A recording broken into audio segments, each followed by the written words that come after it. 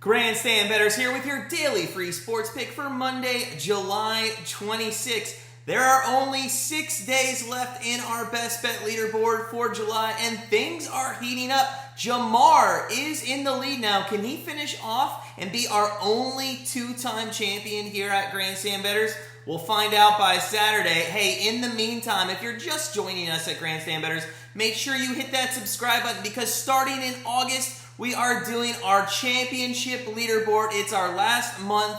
We're going to do 1 month of picks to find out who the best of the best is within our subscribers. Hey, smash that like button if you think you're going to take home the August championship. But hey, we have a MLB pick for you today. But before we get into that, let's take a look at last night's game. It was the Sunday night baseball game between the White Sox and the Brewers. Man, just on a downward spiral on the weekend. We had the Brewers team total over 3.5. They only scored 1 run, but it was definitely not from a lack of base runners. They were getting people on base left and right. The Brewers left 9 on base and went 1 of 7 with runners in scoring position. Now, we said the White Sox bullpen had been struggling over the last few weeks, and they almost had, I think they were around an ERA of about 6 going into last night from the previous few weeks. We had the Brewers on that team total, and a lot had to do with the bullpen. And listen, the Brewers in the 7th, 8th, and 9th inning got the leadoff hitter on base. That's what you have to do against a bullpen. They just could not get any hits with runners on base yesterday. A little disappointing. It happens. We'll just have to really start strong this week on this Monday.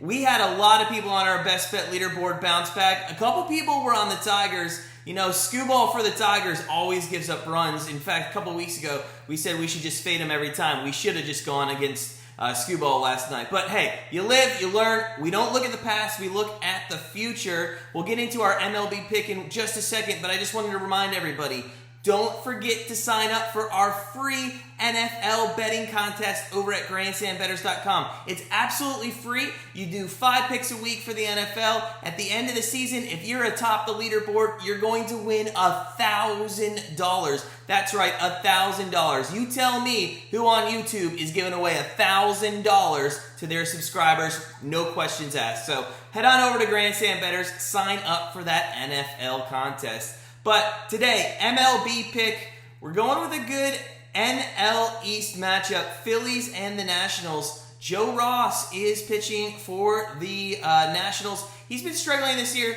He's 5-8 with a 4.02 ERA and a 1.20 WHIP.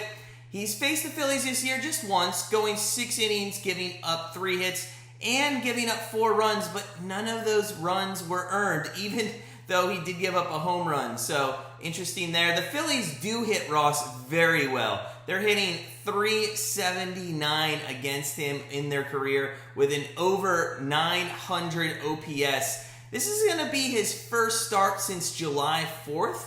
So it's going to be interesting to see how he fares in this start, having not pitched for 3 weeks. On the other side, the Phillies, they're going to have Spencer Howard going to the mound.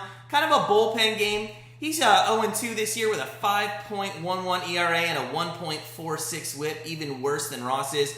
He has bounced around from the bullpen to starting this year.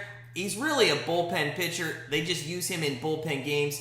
And in this, in the game he started in June against the Nationals, he went 2+ innings, giving up 1 hit, 1 run. Again, though, run was not earned. So when he does start for the Phillies, it's a bullpen game. You can't expect any more than 3 innings out of this guy. I think the longest he went was 4 innings once this year. Most likely, it's going to be 2 innings, 2+ innings, something like that. The guy Howard does not want to face is Soto. In 4 plate appearances against Soto, Soto has 1 home run and 2 walks. So if Soto has runners on, especially in scoring position against Howard, it could get ugly really quickly. Today, we're going to look at splitting our unit here. We think the Phillies team total over 2.5 in the first 5 is a good bet, but also the Nationals team total over 4.5 for the game. The Phillies bullpen is one of the worst in the league, so we expect the Nationals to put up at least 5 runs in this spot. If you had to go with the best bet of the game, I think the Nationals over 4.5 is probably a good bet. You're actually getting a good value. It's at -110. I think the total should be a little bit higher there. But look at the first 5 in the Phillies and fade Joe Ross as well. The total at -105 is for over 2.5. is a good bet, good value there. So take a look at splitting the differences here on your unit and look at the Phillies team total over 2.5 in the first 5 and the Nationals over 4.5 for the game. Hey, that's it for us here at Grandstand Bettors. As always, sit back, relax, enjoy Major League Baseball, and we'll see you tomorrow.